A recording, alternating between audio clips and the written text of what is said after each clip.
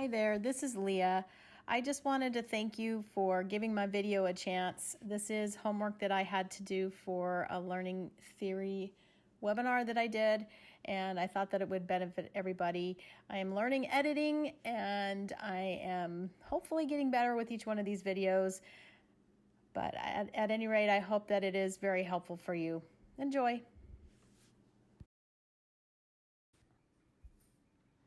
When learning reward-based training using a memory marker, it's good to have a foundation of some learning theory terms. One of those terms is a stimulus. A memory marker, whether it is a clicker or a verbal yep or a flash of light, is a stimulus. A properly trained cue of sit, down, or come here is also a stimulus. A stimulus essentially prompts or motivates your subject, which is your dog, to do something to get the reinforcer, such as food, affection, or access to a desired resource. That could be going in or out.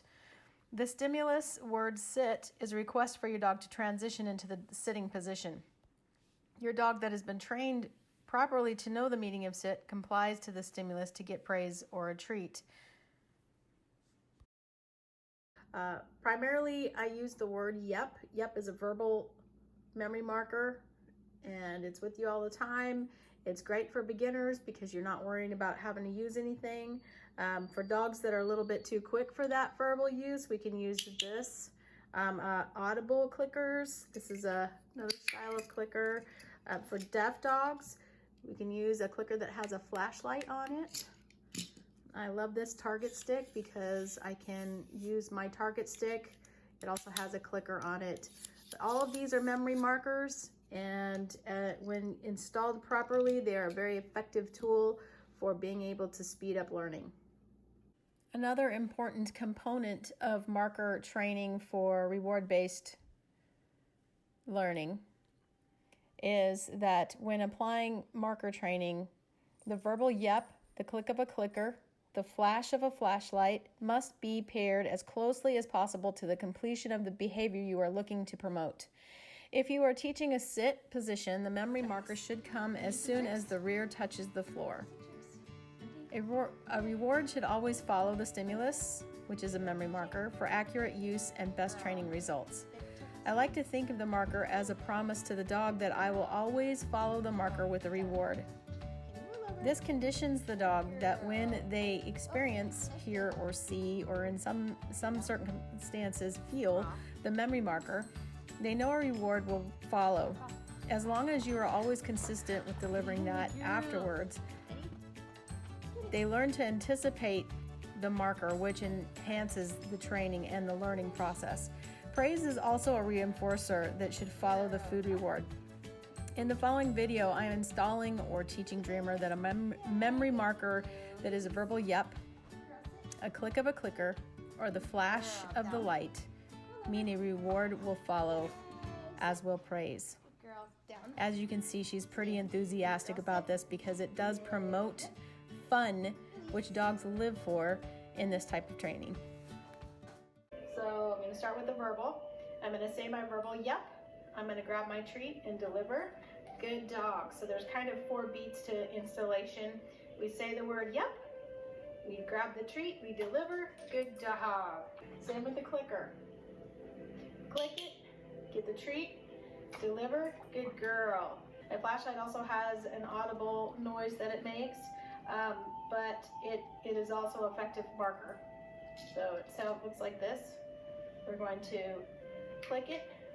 Get the treat, deliver, good dog.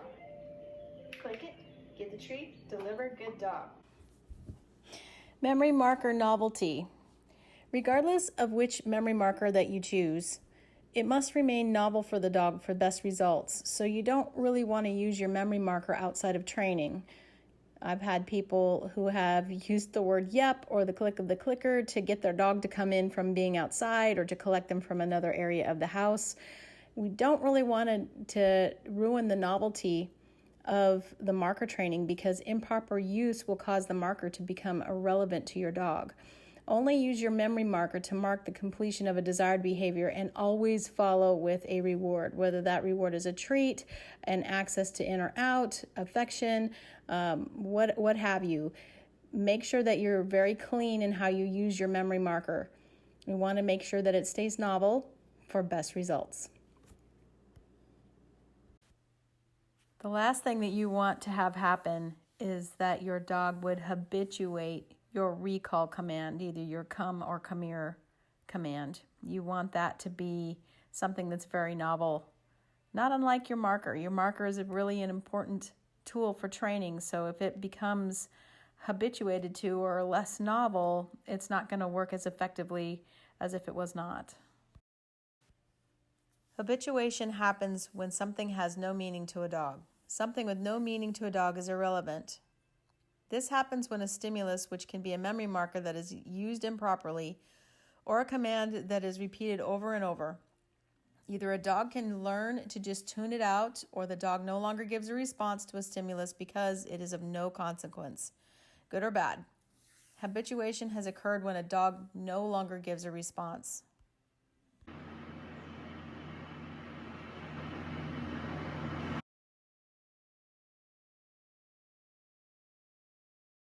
When you turn on a fan, eventually you will no longer hear that fan running after it has been on for a while.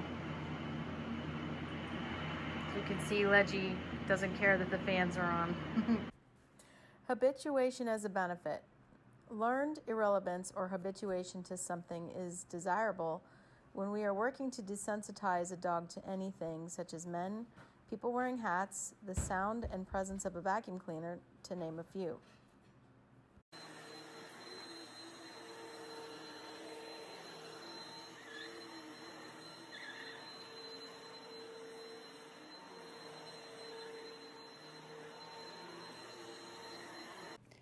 Teach the behavior, then name it.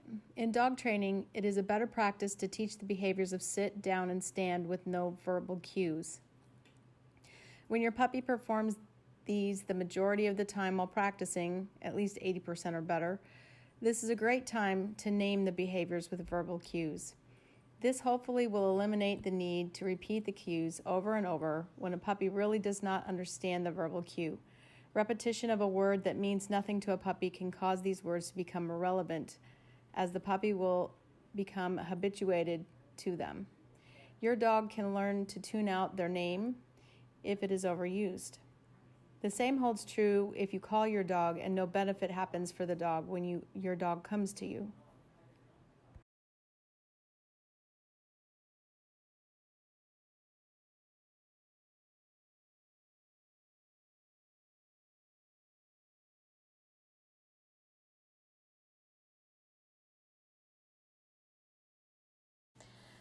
Prompting or luring, what is the difference?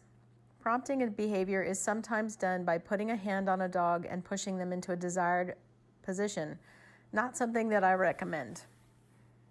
For example, a hand or finger is used on the dog's hips or their spine, and they push the dog until they sit. This is also considered negative reinforcement. Something bad stops when you do what I want. Luring is teaching a dog to follow your hand, which is holding a desired resource, food, toy, etc., and then move your hand in such a way as to help the dog into the desired response. Teaching sit, we elicit your dog to follow your hand with a treat as you take the treat from their nose and move it up above their head toward their ears. As their head tips back, their rear end lowers down to a sit. A well-timed memory marker of yep as the rear touches the ground, followed by praise and a food reward.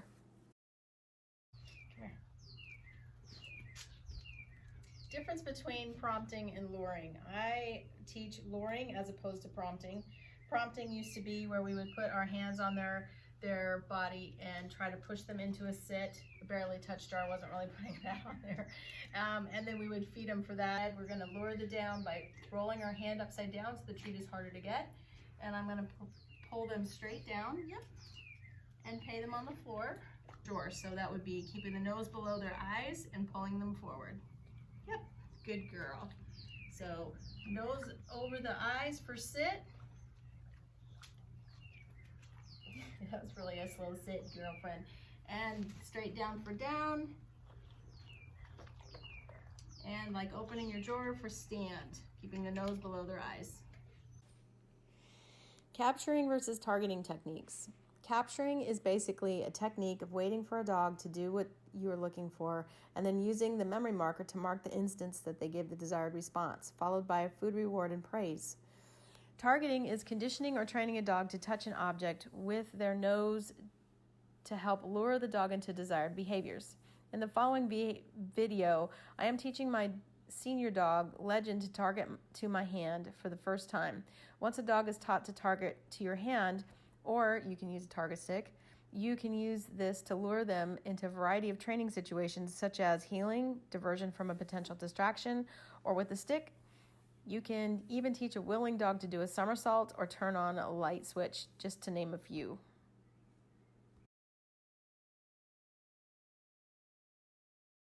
What I want to do is I want to teach him hand targeting. I've not done that with him before. However, he has been marker trained. He has been taught to shake.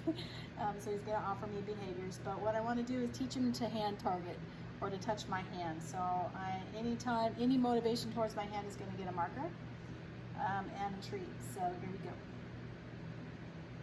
Yep. Good boy. Yep. Good boy. Yep. Good boy. Can't really see it, but he's touching my hand. Put it sideways. Ready, buddy? Here, sit. There. Yep. Good boy. So you guys can see it a little bit better. Yep. Good boy. So this is the beginning phases. Yep. Good boy.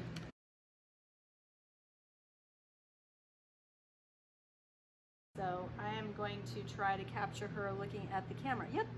Even the slightest movement that she makes towards, yep, I'm going to try to capture. Yep. And try to feed her so that she has to look away from the camera. Here.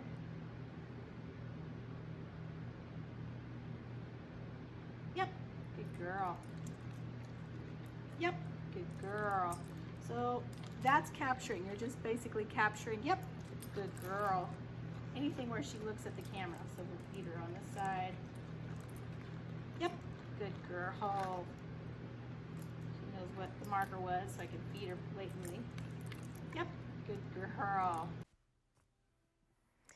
Thank you for watching my Marker Training Foundation video. This was actually a continuing education homework project that I had to complete. So I thought that it would be beneficial to all of my clients and people that I help with training.